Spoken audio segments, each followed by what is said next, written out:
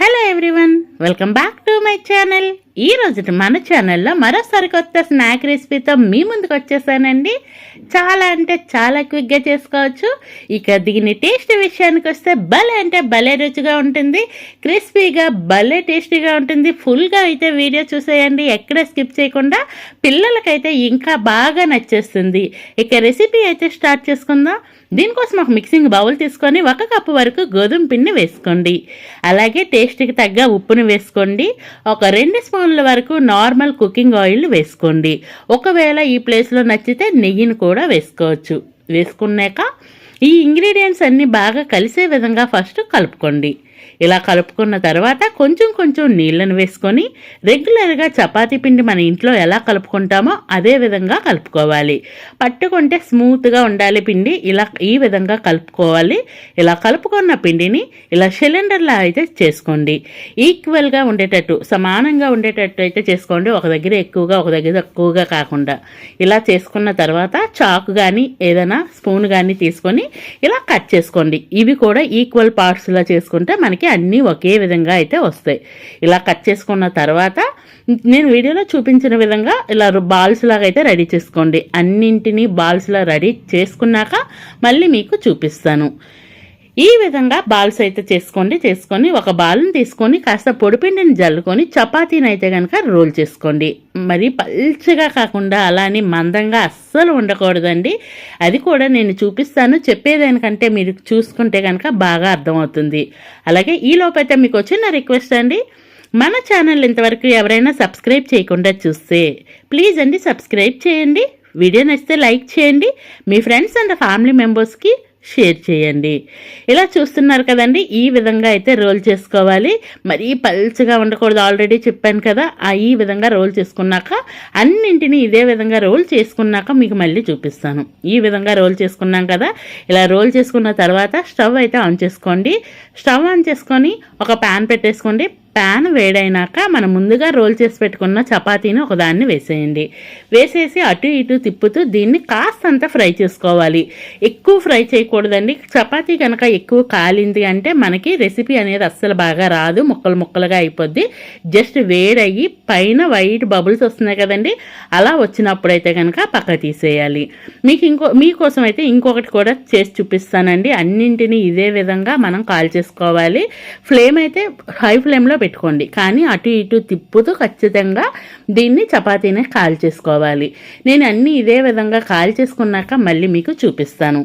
ఈ విధంగా అన్నింటినీ రెడీ చేసుకున్న తర్వాత అన్నింటినీ సరిగ్గా అంటే సమానంగా పెట్టుకొని చాకు కానీ లేదంటే పిజ్జా కట్టర్ కానీ తీసుకొని నేను వీడియోలో చూపించిన విధంగా ఎడ్జెస్ని అయితే కట్ చేసేసి ఒక స్క్వేర్ లాగా అయితే వచ్చే విధంగా కట్ చేసుకోండి. కట్ చేసుకున్నాక మళ్ళీ మీకు చూపిస్తాను. అన్నీ ఇదే విధంగా సమానంగా ఉండేటట్టు కట్ చేసుకోండి. అలాగే ఇంకా మన ఛానల్లో మంచి మంచి స్నాక్ రెసిపీస్ ఉన్నాయండి. Veg and non veg snack చాలా మంచి రెసిపీస్ ఉన్నాయి.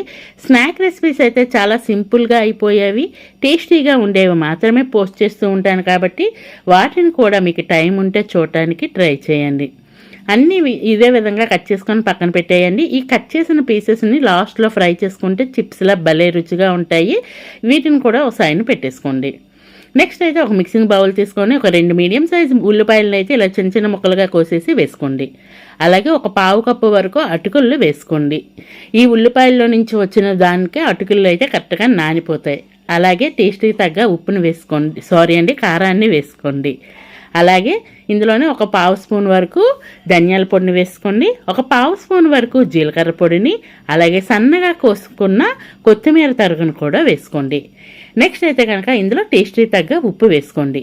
నెక్స్ట్ ఇది వేసేది ఏంటంటే ఆమ్చూర్ పొడి అండి.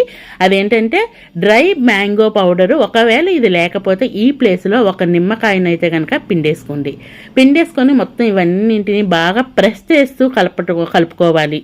ఇలా కలుపుకోవడం వల్ల ఏంటంటే ఉల్లిపాయల నుంచి చెమ్మ వస్తుంది కదండి, ఆ చెమ్మ అటుకులు పీల్చుకొని అటుకులు కూడా మెత్తగా అవుతాయి. ఇలా కలిపేసుకొని సైడ్ని పెట్టేసుకోండి.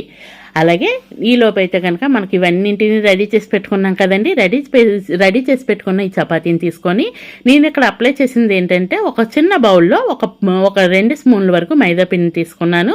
అందులోనే కొంచెం నీళ్ళని వేసుకొని ఇలా పేస్ట్లా రెడీ చేసి పెట్టేసుకున్నా.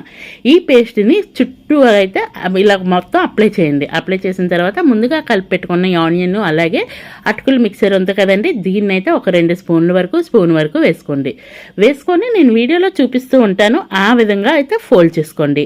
ఇలా మైదా పిండి పెట్టి అప్లై చేయడం వల్ల ఏంటంటే కరెక్ట్గా స్టిక్ అయిపోతాయండి, స్టఫింగ్ అనేది బయటకు రాకుండా ఉంటుంది. అలా ఫోల్డ్ చేసుకున్నాక ఈ ఎడ్జెస్ని కూడా క్లోజ్ చేసేయండి. ఈ ప్లేస్లో మైదా పిండి ఒకవేళ ఇష్టం లేకపోతే ఆ ప్లేస్లో గోధుమ పిండి కలుపుకోవచ్చు, కానీ మైదా పిండి అయితే కనుక కరెక్ట్గా స్టిక్ అవుతుంది. అన్నింటినీ ఇదే విధంగా రెడీ చేసుకున్నాక మళ్ళీ మీకు చూపిస్తున్నాను. అలాగే ఈలోపు అయితే నేను డీప్ ఫ్రైకి ఆయిల్ పెట్టేసుకున్నాను. ఆయిల్ వేడైనాక ఆయిల్లో మన కళాయిలో ఎన్ని సరిపోతాయో అన్నింటినీ వేసుకొని వన్ సైడ్ కలర్ వచ్చినాక రెండో వైపు అయితే టర్న్ చేసుకోవాలి. అటు ఇటు తిప్పుతూ మంచి గోల్డెన్ బ్రౌన్ కలర్ వచ్చేంత వరకు ఫ్రై చేసుకోండి. అదే ఒకవేళ చపాతీ బాగా ఎక్కువగా కాల్చేసామనుకోండి, అప్పుడు ఫోల్డ్ చేసుకునేటప్పుడు ఇరిగిపోతాయి. అదే మైదా పిండి అనుకోండి, ఆ బాధ ఏమీ ఉండదు. కానీ గోధుమ పిండితో హెల్తీగా పిల్లలకి ఈవినింగ్ టైం చేసి ఇవ్వండి. పిల్లలకే కాదండి, ఈవినింగ్ టీ టైంలో కూడా తినడానికి చాలా చాలా రుచిగా ఉంటాయి. ట్రై చేయండి. ఫైనల్లీ ఇలా 2 వైపులా తిప్పి కలర్ వచ్చినాక బయటకు తీసేసి సర్వ్ చేసుకోండి. రెడీ టు ఈట్ అండి, రెడీ టు సర్వ్ కూడాను చాలా టేస్టీగా ఉంటాయి. మీరు ట్రై చేయండి. ట్రై చేసినాక రెసిపీ ఎలా వచ్చిందో కామెంట్ బాక్స్ ద్వారా తెలియచేయండి. Please subscribe.